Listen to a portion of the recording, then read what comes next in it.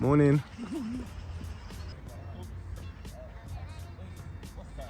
What's good, guys? Welcome to the second part of the Q Pathway series. My name's Shaman. I'm from the Wilberforce. Today we're going to be going over calls and cadence. So calls and cadence are literally the building block of the beatdown. Once you've got this nailed, everything else is mortar that brings it together. It's the main structure of the beatdown. Today we're going to be deep diving into all the components of this part of cueing. So the first part is the call, and this is the official start of the exercise. This is where you literally name the exercise to the packs so they know what's coming next. The next exercise is Merkins. So next is demonstration, and I like to break this demonstration down into 3 specific parts. Number 1, a breakdown of the exercise itself. Number 2, the cadence that it's going to be done in. And number 3 is a mod down for any beginners, FNGs, or anybody that's done a lot of training and is just easing off the gas. Remember, there's no shame in modding down. It's an absolute must. We're not all at the same level, but we want to be in cadence and locked in as one team, and that's why I stress modding down all the time. Ask the packs at the Wilbur. Starting positions move. So starting positions move for me represents ready, set. It's getting everybody into position to make sure we're ready to exercise together. And we don't start the exercise until everybody's in that starting position. This is crucial.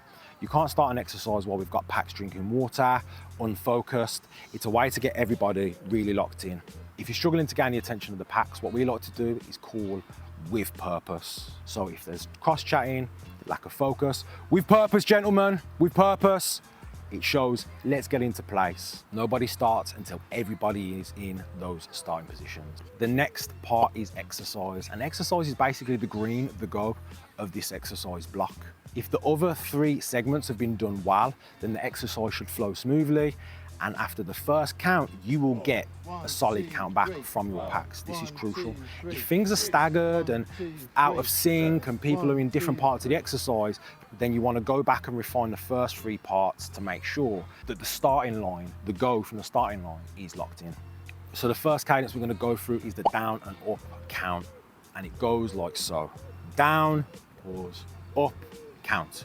Down, pause, up, count. This is the simplest of cadences, and it's for things like Merkins, big boy sit-ups, squats, and it will go on 4 beats. The first beat will be down, second will be a pause, third will be an up, and the 4th will be the count back from the packs. You don't need to say anything when you're getting your count back from your packs. That is their responsibility to you.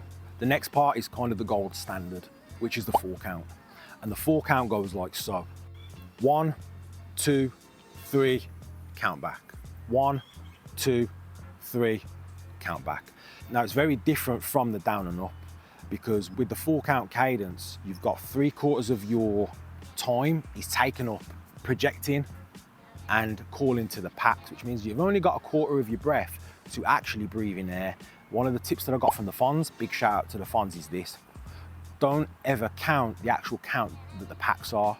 And this is a mistake that I made and a lot of other cues have made. Wording out and voicing out the call, that's their responsibility. What I want you to do is when the count comes, I want you to suck in a big amount of air so you've got enough to continue the cadence of that calling. What that's going to allow you to do is continue for longer sets. If you've got 4 counts and you've got 30 reps and you're not breathing in on that 4 count, you're going to really struggle.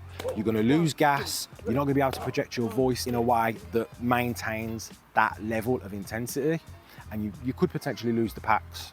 Ending an exercise. So at the end of an exercise, what we like to do is we like to put an inflection on the count to let all the packs know that it's the end of the exercise. So what we do is we'll change from 1, 2, 3, and 1, 2, 3.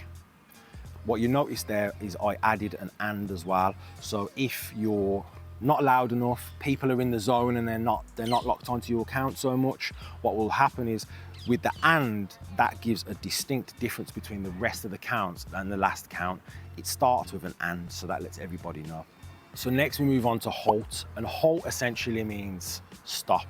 But it's not the end of the exercise, it's not the official end of the exercise. Some people think that halt means it's over, and it's not. Halt means hold.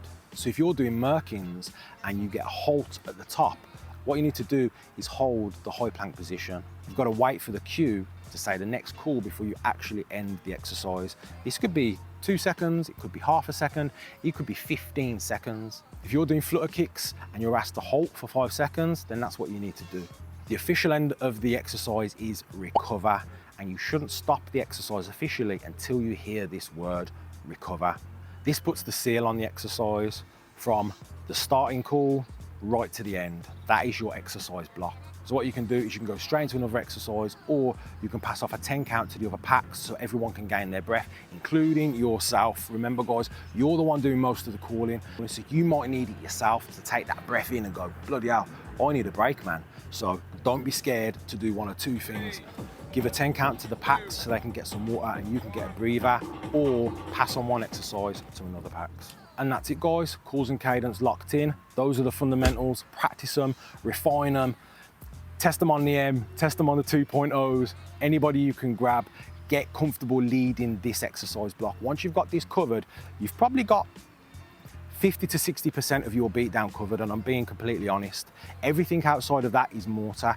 You need these bricks to hold up the structure of your beatdown. I hope this helps. If you found this helpful, give it a save, download it, pass it on to another pack who you think could benefit from it. Till the next time, I'll see you in the gloom. Really useful.